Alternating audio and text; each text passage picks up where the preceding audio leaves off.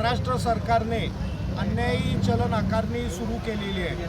ते जरी सांगत असलं की केंद्र सरकारचा कायदा आहे, तरी देखील बऱ्याचशा राज्यांच्या मध्ये अजून देखील पश्चिम बंगाल असेल, कर्नाटक असेल, हिमाचल प्रदेश असेल, मिझोराम असेल, या राज्यांच्या मध्ये अजून देखील ई चलनाची आकारणी केली जात नाही। याला आमचा विरोध एवढ्यासाठी आहे की घाट सेक्शनमध्ये 40चं स्पीड दिलेला आहे आणि त्याला दंड जवळपास 2,000 रुपये आहे। त्याच्यामुळे 2 ते 4,000 रुपये त्याच्यावरती दंड आहे। त्याच्यामुळे या अन्यायी दंडाच्या विरोधात आम्ही दंड थोपटलेले आहे। गेले 6 महिने आम्ही आंदोलन करतोय, पण या सरकारला कुठलीही दयामाया येत नाही आणि हे सरकार सातत्याने ई चलन चालूच ठेवलेलं आहे।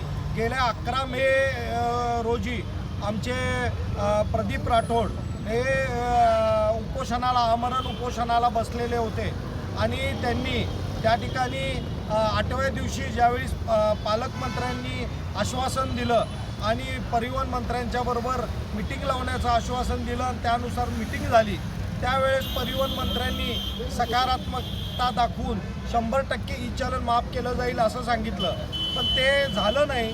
त्याच्यामुळं टप्प्याटप्प्याने आम्ही आंदोलन करत आहोत। परिवहन आयुक्तांच्याकडं मिटिंग झाली, त्या मिटिंगमध्ये परिवहन आयुक्तांनी 50% अभय योजना जाहीर केलं आणि तो प्रस्ताव पाठवल्याचं, सेक्रेटरींना पाठवल्याचं आम्हाला सांगितलेलं आहे, पण आम्हाला 50%चा दंडमाफी बिलकुल मान्य नाही।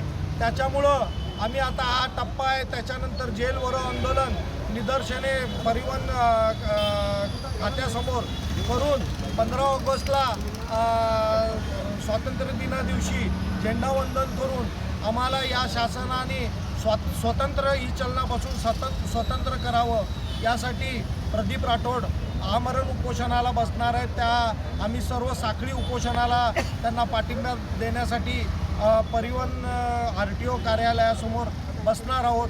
हा इशारा देण्यासाठी आम्ही जिल्हाधिकाऱ्यांकडे आत्ता आलेलो आहोत। याआधी सुद्धा तुमचं उपोषण चालू होतं आणि त्यावेळेला परिवहन मंत्र्यांनी तुमच्याशी काही संपर्क साधण्याचा प्रयत्न केला किंवा तुमची काही तयारी या संदर्भात त्यांच्याशी बातमी? आमचं ज्यावेळेस उपोषण होतं त्यावेळेस पालकमंत्र्यांनी आम्हाला आश्वासन दिलं होतं, त्यानुसार परिवहन मंत्र्यांच्या बरोबर आमची बैठक झाली। त्या बैठकीमध्ये परिवहन मंत्र्यांनी आम्हाला आश्वासन दिलेलं होतं, पालकमंत्र्यांच्या समोर आश्वासन दिलेलं होतं की 100% ई चलन दंड माफ केला जाईल, परंतु ते आश्वासन त्यांनी पाळलं नाही। त्यामुळे आम्हाला परत एकदा रस्त्यावरती उतरावं लागलेलं आहे, याची आपण नोंद घ्या।